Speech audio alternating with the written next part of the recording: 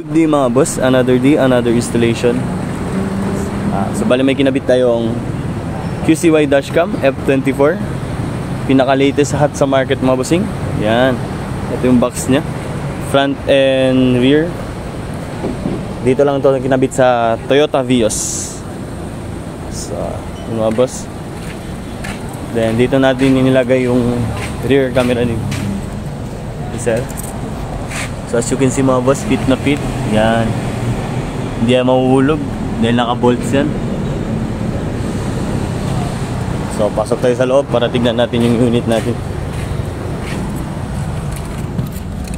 So ito yung ating dashcam mga boss. Yan. 4K yung resolution ng front cam, then 1080p yung sa back. So ito yung front niya mga bossing. Then ito yung rear niya. May tatlong mode siya mga bossing, front, rear, and dual mode. Yan. So you can see mga boss, sobrang ganda, sobrang linaw. Then pag nag-trigger tayo ng reverse,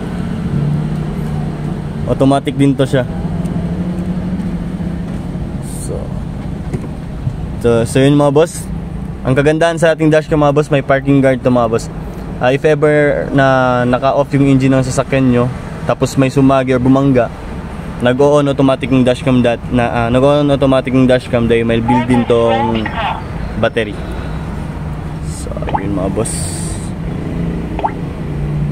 Yan. So yun lang mga boss. Hindi lang pala ito yung install natin. As of now, meron tayo ditong Toyota Wigo na nagpakabit ng ating Android unit with 360 camera. So balikan ko kayo mamaya mga bossing pagkatapos ng installation. So ito yung mga list offered natin dito sa ating shop.